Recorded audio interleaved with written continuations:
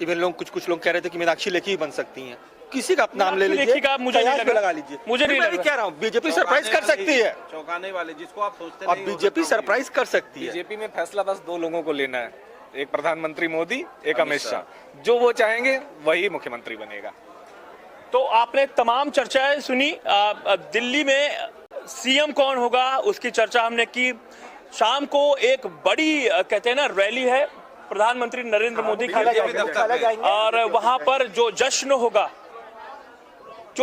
होगा वहां पर, क्योंकि जश्न की जो तस्वीरें होंगी वो अमित शाह, जेपी नड्डा और नरेंद्र मोदी को जो विक्ट्री साइन दिखाने वाली तस्वीरें जो होंगी वो मुझे लगता है कि वो यादगार तस्वीरें होंगी, क्योंकि 27 साल बाद महाराष्ट्र का चुनाव जीतने के बाद जो मोदी का कॉन्फिडेंस था और दिल्ली का चुनाव जीत चुके, क्योंकि बहुत बड़ा चैलेंजिंग था, इसके बाद देखिएगा पीएम का कॉन्फिडेंस देखिएगा आप आज उनका भाषण सुनिएगा। उनका भाषण महाराष्ट्र वाले भाषण से भी ऐतिहासिक होने वाला है, क्योंकि ये दिल्ली की जो जीत थी वो बहुत बड़ी जीत है। आप मानिए कई राज्यों में भले ही ना हो, लेकिन दिल्ली में होना और केंद्र में होना एक बहुत बड़ी बात होती है। अच्छा, क्या यमुना साफ हो जाएगी अगर बीजेपी की सरकार यहाँ भी है, बीजेपी की सरकार हरियाणा में भी है, बीजेपी की सरकार उत्तराखंड में भी है, बीजेपी की सरकार यूपी में भी है?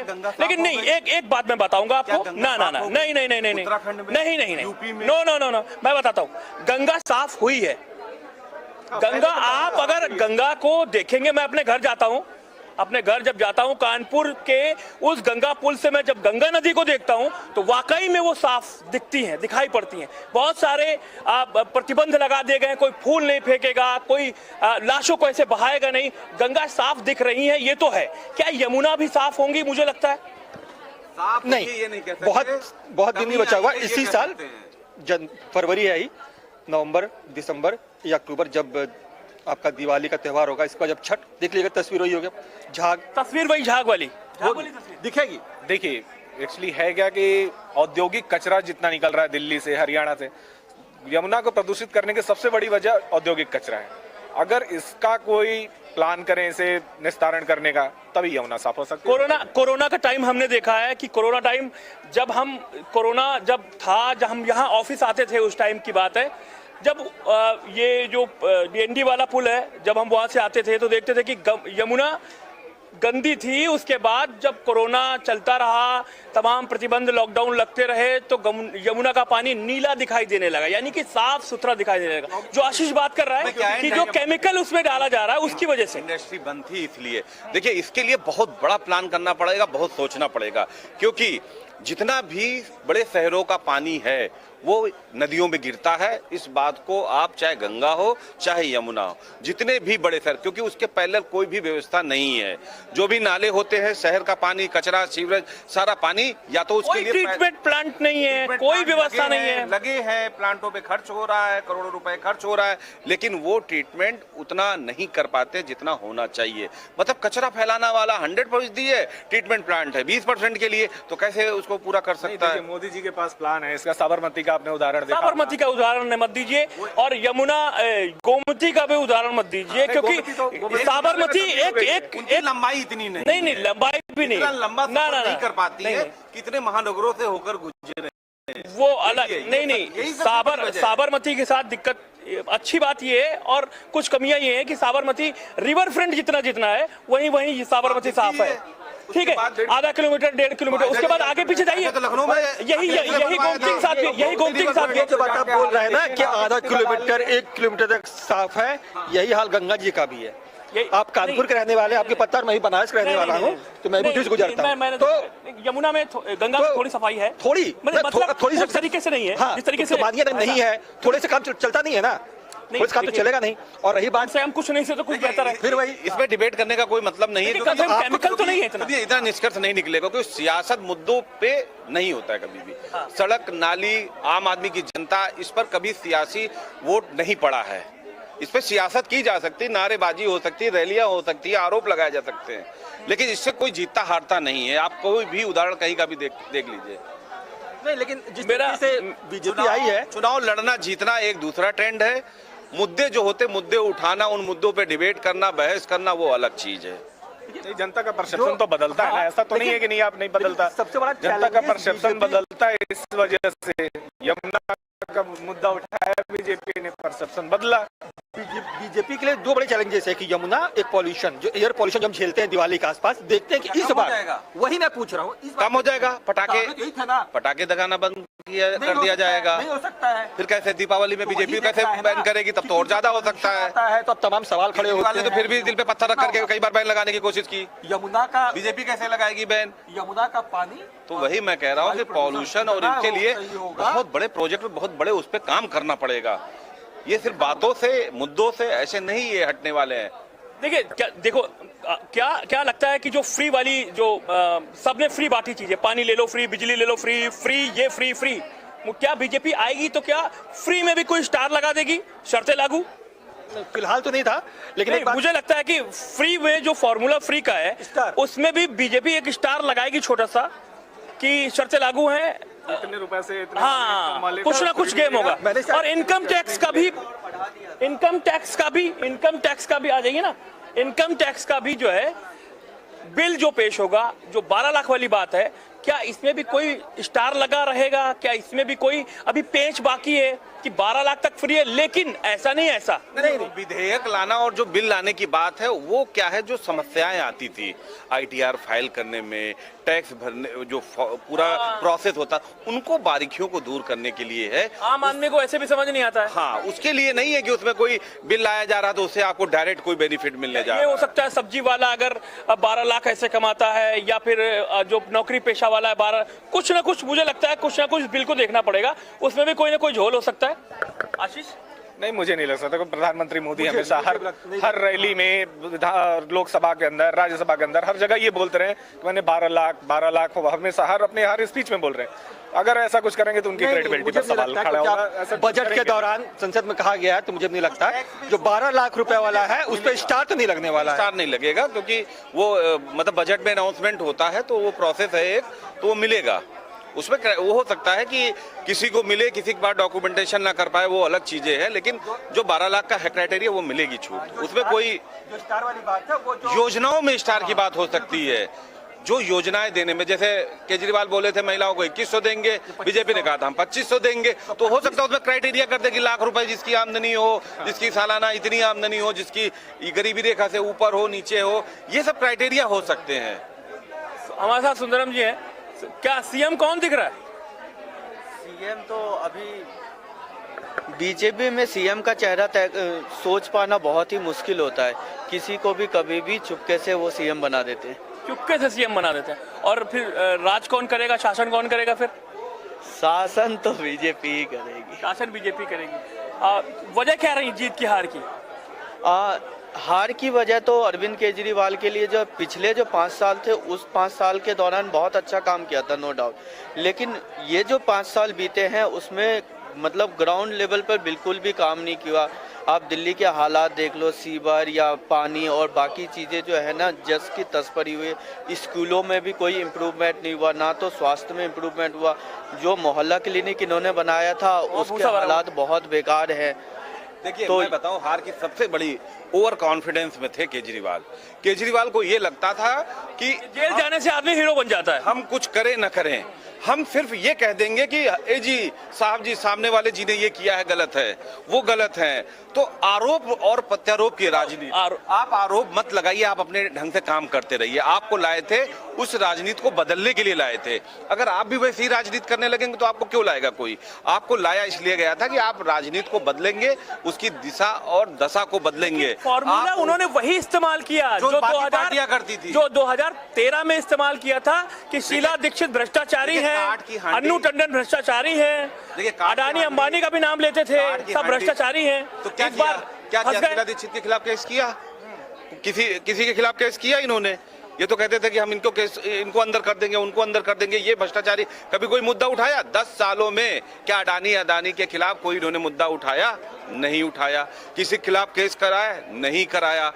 जो ये बात बोलते थे कि मैं मेट्रो से जाया करूंगा दफ्तर, मेरे मंत्रियों वैगनार कार, ठीक है, हम 1 रुपए में करेंगे। सबसे ज्यादा तंखा दिल्ली के विधायकों को मिलती है। किसने सबसे पहले किया? केजरीवाल ने किया। बड़ी बड़ी गाड़ियां ली, किसने किया? केजरीवाल ने। जो शीश महल का मुद्दा बीजेपी ने पकड़ा, उठाया, क्यों उठाया? इसलिए नहीं उठाया, कोई वाकई में वो केजरीवाल का मकान नहीं है, वो दिल्ली सरकार का वो है, दिल्ली सरकार पीडब्ल्यूडी का गेस्ट हाउस है, भवन है, उनका रहेगा, भारत सरकार की प्रॉपर्टी है। लेकिन सवाल ये उठता है, आपने तो बोला था हम तो फ्लैट में रहेंगे, तो फिर इतना भव्य क्यों जरूरत पड़ी कि जिसके रेनोवेशन में 45 करोड़ रुपया खर्च हो गए? इटली का मार्बल लगा रहे थे, कहाँ का पर्दा ला रहे थे, आप सारा बाथरूम आप फिट करा रहे थे। तो लोगों को गुस्सा इस बात का था कि आप बड़ी बड़ी टीवी लग रही थी, आपने जो बात कही थी कि हम फ्लैट में रहेंगे, वीआईपी कल्चर नहीं लेंगे, 1 रुपया में काम करेंगे, काम से ज्यादा जुमले हो गए। हाँ, तो ये इसमें लोगों को फिर ये लग गया कि वाकई में ये जो है बातें कुछ और कर रहे हैं, कर कुछ और रहे हैं। वो जो घड़ा था लोगों को दिख गया कि कहते हैं वो पाप का घड़ा, 99 गलतियां माफ, उसके बाद जो आपने कहा पानी गंदा आ रहा है, लोगों ने कहा, तो आपने ये नहीं कहा कि हाँ मैं देखता हूँ कि कहाँ दिक्कत हो रही, पानी क्यों खराब आ रहा। आपने कहा वो जी हरियाणा की सरकार खराब पानी दे रही है, मतलब सीधा वो तो बीजेपी कर रही है। पॉल्यूशन हो रहा है, वो तो पॉल्यूशन पंजाब से आ रहा है, उन राज्यों से आ रहा है जहाँ बीजेपी की सरकार है। पहले जब वहां पे बीजेपी की सरकार या किसी और की सरकार होती थी तो आप पंजाब को कटघरे में खड़ा करते थे, लेकिन चूंकि आपकी पंजाब में सरकार है तो आप नहीं कर रहे हैं, आप हरियाणा को जिम्मेदार। तो ये जो आरोप प्रत्यारोप की जो इनकी राजनीति थी वो पिछले 5 सालों में ज्यादा बड़ी थी, काम पर ना वो ध्यान दे करके आरोप लगाने पर ज्यादा ध्यान था। यही वजह था लोग गुस्से में आ गए थे, लोगों को पानी नहीं मिल रहा था साफ। आप कह रहे थे हरियाणा की कमी, तो फिर आप क्यों बैठे? आपने तो यही बोला था मैं तो राजनीति बदल दूंगा, मैं तो घर घर लोगों के यहाँ पानी पहुंचाऊंगा। जब लोग बोतलों में भर भर के काला पानी दिखा रहे थे तो केजरीवाल ऐसे लोगों घरों में जा रहे थे जहां पे साफ पानी आ रहा था, वहां पी कर दिखा के नौटंकी कर रहे थे। ड्रामेबाजी। तो वो जो घड़ा था वो फूट गया। हाँ। जो कहते नहीं कि बार बार काट की हांडी नहीं चढ़ती है। और हिंदू मुसलमान फैक्टर कितना चला? देखिए हिंदू मुसलमान फैक्टर भी बहुत चला। जो मुस्लिम सीटें थी 7-8 सीटें हैं, जैसे ये अपनी ओखला है, सीलमपुर है ना, वजीराबाद है, तुगलकाबाद है, ये चांदी चौक है। तो जो मुस्लिम वाले वो थे वहां पर बीजेपी की रणनीति काम आई और कांग्रेस ने सेंध लगा दी। आप देखिए 43% वोट जो है वो आपका है, 47% भी बीजेपी का है और 7% में भी एक सीट नहीं है। यानी कि जो 7% वोटर हिस्सा, उससे कहीं ना कहीं आम आदमी पार्टी का खेल कई सीटों पे खराब हुआ। नहीं, क्या लग रहा है मुस्लिम वोटर जो है क्या उसने भी बीजेपी को वोट दिया इस बार? नहीं, कंफ्यूजन में रह गए लोग, कंफ्यूजन में रह गए, क्योंकि वहां पर एआईएम ने भी अपना मुस्लिम कैंडिडेट खड़ा किया। जैसे आप ओखला की बात करें, मुस्लिम कैंडिडेट खड़ा हुआ, कांग्रेस ने भी मुस्लिम कैंडिडेट खड़ा किया, एकमात्र बीजेपी के चौधरी साहब कहीं ना कहीं जो है ना मुस्लिम वोटर भी ना आम आदमी पार्टी से खफा थे। हाँ। अब मुस्लिम इलाकों का हाल देखो, बहुत बद से बदतर नर्क बना रखा है। यहाँ आप साइनबाग, जाकिर नगर, ओखला के बहुत सारे इलाके हैं ना, वहाँ बहुत बुरा हाल। देखिए केजरीवाल को पता था कि मुस्लिम वोटर कहाँ जाएगा। ये देश की पॉलिटिक्स में हमेशा होता रहा है। कांग्रेस के पास गया, फिर उसके बाद यूपी की बात करें तो यूपी में समाजवादी पार्टी के पास गया, अगर बिहार की बात करें तो बिहार में आरजेडी लालू के पास गया, बंगाल की बात करें तो ममता। जहां पर मुस्लिम ज्यादा है तो वो वोट कहीं ना कहीं ऐसी पार्टी को मिलता रहा जो बीजेपी से लड़ने में सक्षम होती थी, जो बीजेपी को टक्कर देती थी, मुस्लिम उसी को वोट देता था। और लेकिन कई जगहों पे ऐसी सिचुएशन आ जाती है, जैसे दिल्ली हो जाता है, कभी यूपी में भी हो जाता है, बिहार में, जहां पर कई कैंडिडेट मुस्लिम हो जाते हैं तो उसका फायदा बीजेपी को मिल जाता है। और आम आदमी पार्टी को 50% भरोसा जो था ना महिला वोटर पर था, लेकिन वो भी उनका कामयाबी नहीं मिला उससे भी।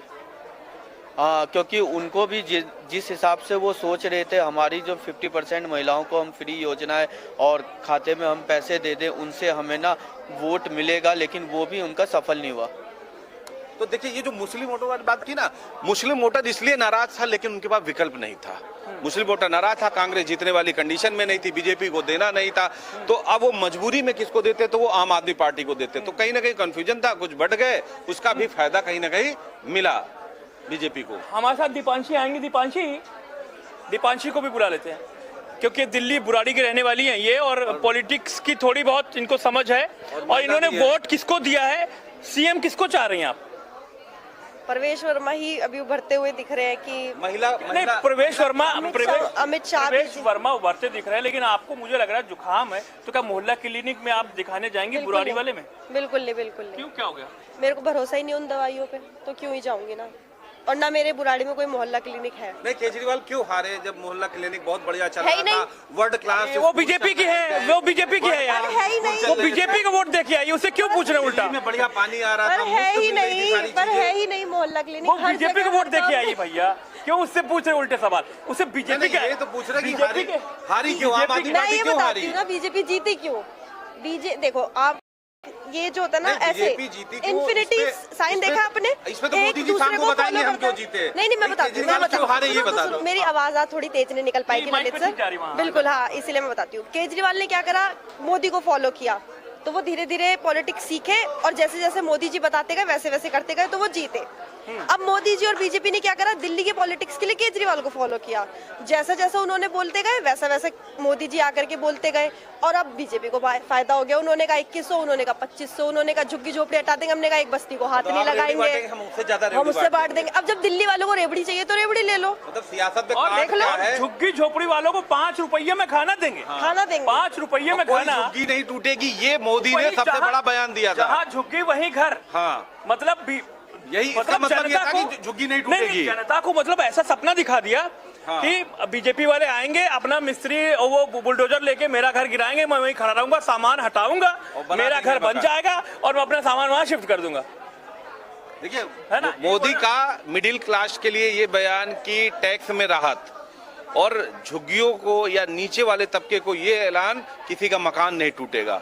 इससे बड़ी बात क्या हो सकती है कि दिल्ली में अपना मकान अगर किसी का है वो टूटेगा नहीं, हटेगा नहीं, वो उसका हो जाएगा, मालिक बन जाएगा। तो इससे बड़ा मुझे लगता कोई फिर भी फायदा नहीं देखो हो मोदी सकता। पे कहीं ना कहीं केजरीवाल से ज्यादा लोग उसकी बातों पे भरोसा तो करते ही है ना। वो तो ये कहता था कि मैंने यमुना साफ ना कराऊं तो वोट मांगने भी नहीं आऊंगा, मांगने आ गया। बच्चों की कसम नहीं खाई थी, पॉलिटिक्स में नहीं आऊंगा, पॉलिटिक्स में आ गया। तो फर्क पड़ता है उन चीजों का ना। देखो जो लोग स्वाभाविक और सामाजिक बोला होते हैं था ना, कि अगर वो उन यमुना बातों को साफ ध्यान नहीं में होगी रखते तो हैं। मुझे वोट मत देना। मुझे लगता है वोट लोगों मांगने ने भी नहीं आऊंगा। लोग मुझे मैं वोट लगता है लोगों ने वो मांगने बयान नहीं ज्यादा सुन लिया। बारिश में झील बना दूंगा। हाँ, हाँ, झील ही बोला बना कि दिल्ली में झीलें बना दूंगा, पता चला दिल्ली में पानी नहीं निकल पा रहा था, इसलिए झीलों का शहर हो गया। ये नाराज लग रहे हैं केजरीवाल से ज्यादा, हमें लग रहा है। देखिए, इसलिए नाराज लग रहे हैं। पहले मैं भी उनका बहुत बड़ा समर्थक होया करता था अच्छा। कि हाँ, जब वो शुरुआत में आए उन्होंने राजनीति बदलने की बात कही। कई बार मैं उनके आंदोलन में गया। अच्छा, आंदोलन में गए? मेरे पिताजी उन्नाव से आए। अन्ना का जब आंदोलन चल रहा था, केजरीवाल बैठे थे, तो जो बातें उस समय की गई थी, लगा एक आंदोलन है, एक नई राह है, नया तौर तरीका होगा, सियासत बदल जाएगी, सीएम मेट्रो से जाया करेगा हमारे साथ। हमें भी लगा हुआ ऐसा कुछ नहीं ना, हुआ ऐसा सीएम कुछ मेट्रो से जाएगा, एक 3 BHK फ्लैट में रहेगा, महल खड़ा कर लिया, ठीक है। लाखों के कमोड लगा दिए, मंत्री करोड़ों आराम के से पर्दे मिलेगा, लगा दिए। विधायक मिलेगा, 1 रुपया में काम करेगा। जितना विधानसभा में खर्चा होता है सबका पैसा हम लोगों को मिलेगा। बहुत आराम होगा। कितना आराम होगा पब्लिक को, मजे आ जाएंगे जनता के। लेकिन बाद में तो साला बदल ही गया सिस्टम। आते ही विधायक की सैलरी, पूरे देश में सबसे ज्यादा विधायकों की सैलरी हो गई, 2-2 लाख रुपए सैलरी कर ली गई विधायकों की। मकान ले लिए गए, अली शान मकान, 1-1, 2-2, 3-3 मकान कई लोग। अब अच्छा, केजरीवाल का अगला टारगेट क्या है?